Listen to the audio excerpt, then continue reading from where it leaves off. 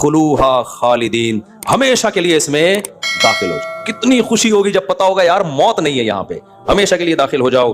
پھر اللہ فرماتے ہیں وقالوا الحمد للہ الذی، جنتیوں کی زبان سے جو سب سے پہلا کلمہ نکلے گا وہ پتہ ہے کیا نکلے گا؟ جب جنت کے دروازے کے قریب ان کو لایا جائے گا اور فرشتے ویلکم کریں گے اور کہیں گے ادخلوها خالدین، ہمیشہ اس میں داخل ہو جاؤ، تو وعلیکم السلام جنتی بعد میں کہیں گے، اللہ کی حمد و ثنا پہلے کیا کہیں گے؟ قالوا الحمد للہ الذی صدقنا وعدہ، تمام تعریفیں اس اللہ کے لیے جس نے اپنا وعدہ سچا کر دکھایا۔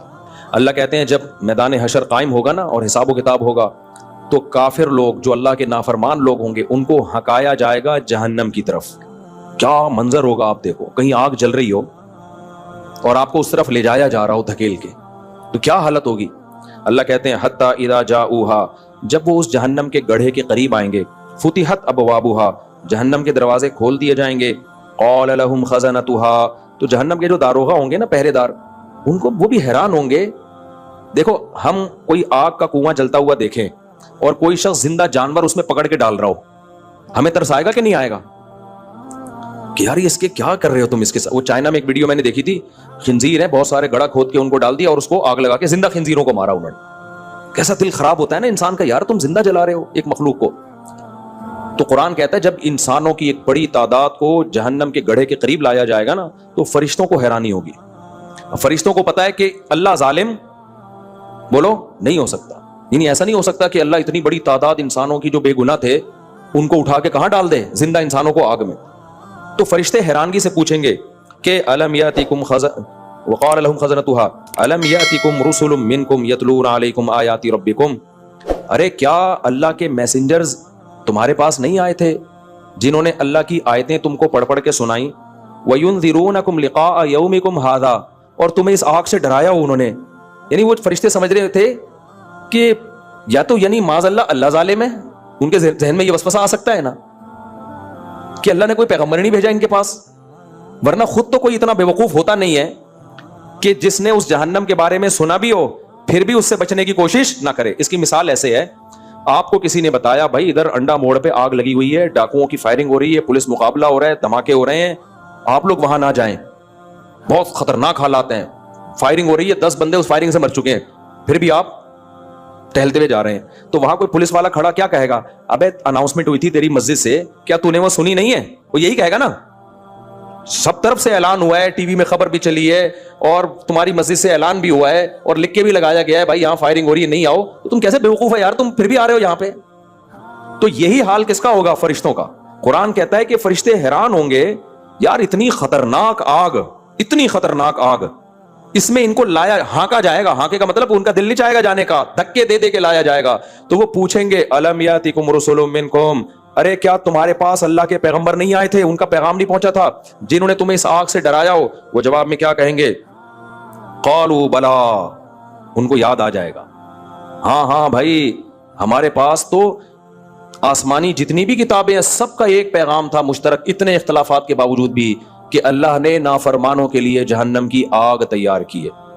دیکھو عیسائی، یہودی اور مسلمانوں میں کتنا اختلاف ہے نا، لیکن تورات بھی جہنم کی آگ کا تذکرہ کرتی ہے، انجیل بھی جہنم کی آگ کا تذکرہ کرتی ہے، اور قرآن بھی جہنم کی آگ کا تذکرہ کرتا ہے کہ آخرت میں سزا کیا ملے گی؟ آگ۔ تو کہیں گے کیا تمہارے پاس اللہ کے پیغامات نہیں آئے تھے؟ وہ کہیں گے بلا، کیوں نہیں بھائی، وَلَكِنْ حَقَّتْ كَلِمَةُ الْعَذَابِ عَلَى الْكَافِرِينَ۔ بالکل وہ اسٹائل ہوگا جیسے میں نے ابھی مثال دی آپ کو کہ فائرنگ ہو رہی ہے، دھماکے ہو رہے ہیں اور لوگ بھی منع کر رہے ہیں بھائی مت جاؤ، اعلان ہو گیا، آپ کو پھر بھی شوق ہے وہاں جا کے دیکھنے کا کہ ہو کیا رہا ہے۔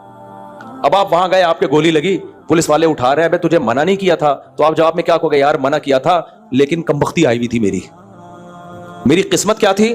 خراب، میرے مقدر میں گولی لکھی ہوئی تھی، پتہ نہیں میرا دماغ کام نہیں کر۔ جب سزا ملے گی تو یہی ہوگا نا، آپ کہو گے یار مجھے کتنے لوگوں نے روکا مگر مجھے پتہ نہیں کیا تکلیف تھی۔ بالکل یہی اسٹائل ہوگا ان کا، کہیں گے وَلَكِنْ حَقَّتْ كَلِمَةُ الْعَذَابِ عَلَى الْكَافِرِينَ۔ کہیں گے بھائی بات یہ ہے کہ ہمیں بہت لوگوں نے ڈرایا تھا، بہت سمجھایا تھا، لیکن اللہ کا عذاب ہم پر ثابت ہو گیا۔ یعنی ایسے موقع پہ انسان کہتے ہیں میری قسمت ہی پھوٹی ہوئی تھی، میرے تو مقدر میں جہنم لکھی ہوئی تھی، یعنی میری عقل نے کام کرنا چھوڑ دیا تھا۔ تو جب فرشتے ان کے منہ سے یہ سنیں گے نا کہ یہ جرم کا اعتراف کر رہے ہیں، تو فرشتے کہیں گے قیل ادخلوا ابواب جہنم خالدین فیہا، جاؤ پھر تمہارا مقدر یہی آگ ہے، تم خود اعتراف بھی کر رہے ہو۔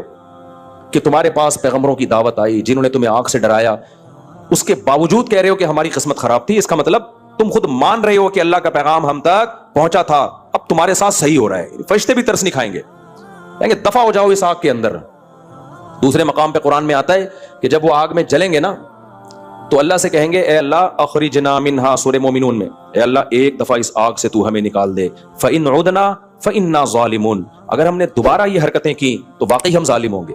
تو اللہ جواب میں کیا کہیں گے, الم تکن آیاتی تتلا علی, کیا میری آیات تم پر تلاوت نہیں کی جاتی تھی دنیا میں؟ کیا دنیا میں کسی نے تمہیں اس آگ سے ڈرایا نہیں تھا؟ وہاں بھی وہ جواب میں یہی کہیں گے, وہ کہیں گے کیوں نہیں ڈرایا تھا, ربنا غلبت علینا شقوتنا, اے اللہ ڈرایا تھا ہماری بدبختی ہم پہ غالب آ گئی. کہتے ہیں نا میری تو قسمت ہی پھوٹ گئی تھی, ہماری بدبختی ہم پر غالب آ گئی. وکنا قوما ضالین, اے اللہ مانتے ہم گمراہ تھے, ایک دفعہ نکال دے. اللہ کہیں گے اخسؤوا فیہا, جب تم مان رہے ہو کہ پیغمبروں نے تمہیں دعوت دی تھی, تم تک دعوت پہنچی بھی ہے, اب اس میں ذلیل ہو کے پڑے رہو. پھر اللہ کیا کہیں گے کہ اخسؤوا فیہا ولا تکلمون انہ کان فریق من عبادی. دیکھو سارے اگر میری دعوت کو ٹھکرا دیتے نا تو یہ وہم ہو سکتا تھا کہ شاید اللہ کی دعوت ہی ٹھیک نہیں تھی, یا دعوت دینے کا انداز ہی ٹھیک نہیں تھا, یا اللہ نے پیغمبر بھیجے مگر ان کا پیغمبر ہونا ثابت ہی نہیں کیا. اگر سارے ٹھکرا دیتے, اللہ جنتیوں کی طرف اشارہ کریں گے انہ کان فریق من عبادی, دیکھو یہ ایک فریق یہ بھی تو ہے, اس کے پاس جب میری دعوت آئی کہ جہنم برحق ہے جنت برحق ہے, انہوں نے راتوں کو اٹھ کے دعائیں مانگنا شروع کر دیں. ربنا آمنا, اے اللہ ہم نے تیرے پیغمبروں کی دعوتوں پر لبیک کہا, فاغفر لنا, اے اللہ تو ہمارے گناہوں کو معاف کر دے, جو کچھ ہم سے ہوا ہم توبہ کرتے ہیں, آئندہ بچنے کی کوشش کریں گے. ورحمنا, اے اللہ ہم پر رحم کر.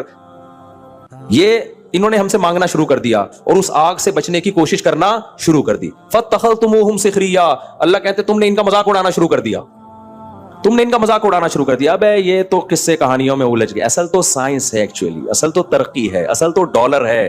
تم ان کا مذاق اڑاتے تھے کہ یہ آخرت کی فکر میں اللہ سے اٹھ کے دعائیں مانگ رہے ہیں رات کو کہ جہنم سے بچا. فاتخذتموہم سخریا, تم ان کا مذاق اڑاتے تھے. آج دینداروں کا مذاق اڑایا جاتا ہے کہ نہیں؟ پردے دار عورت کا مذاق اڑایا جاتا ہے, بے پردہ کا نہیں اڑایا جاتا. وکنتم منہم تضحکون, ہنستے بھی تھے. اللہ کہیں گے انی جزیتہم الیوم بما صبروا, انہوں نے تمہارے مذاق اڑانے کی پرواہ نہیں کی, صبر کیا.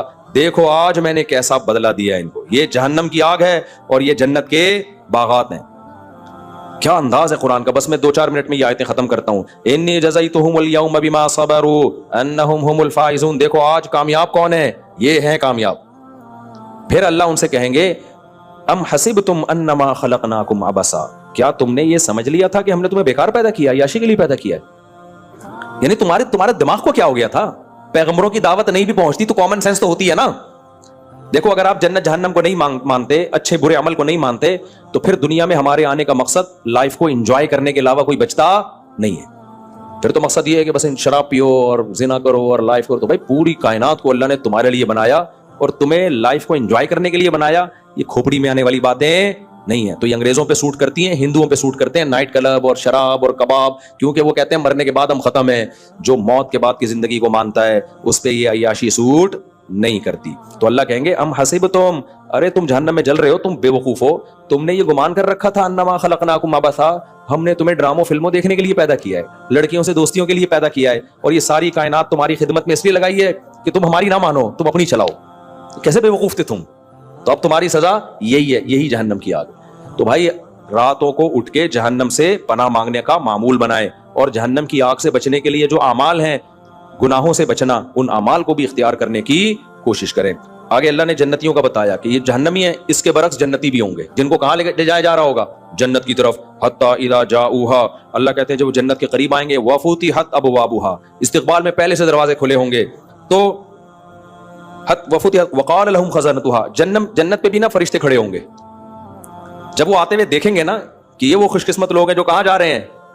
جنت کی طرف. اچھا ایک بات یاد رکھو, جو قرآن کہتا ہے نا الم یاتکم رسل, کیا تمہارے پاس پیغمبر نہیں آئے تھے؟ اسی آیت سے علماء نے استدلال کیا ہے, اگر کسی غیر مسلم تک اسلام کی دعوت نہیں پہنچی تو پھر اس سے حساب و کتاب نہیں ہوگا. سمجھ رہے ہو؟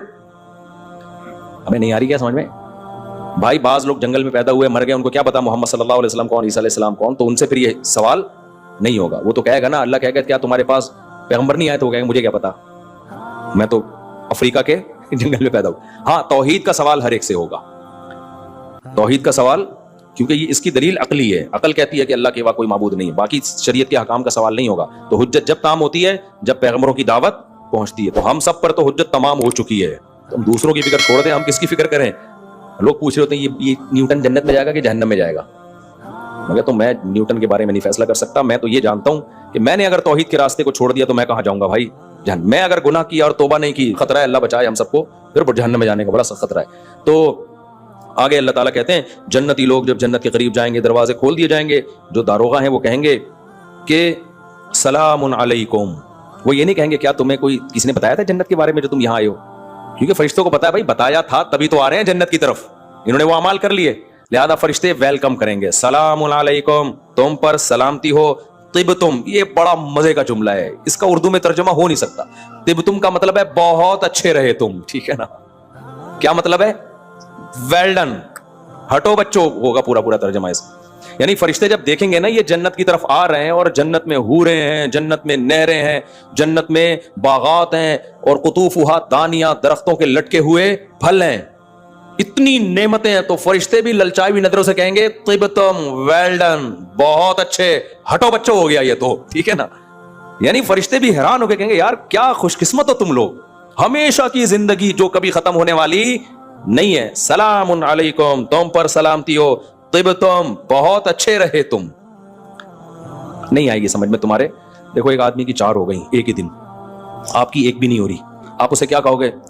بہت ہی اچھے یار تم, وہ تو بہت ہی آگے نکل گئے یار تم. لوگ کہہ رہے ہوتے ہیں نا ویل ڈن ہے یار.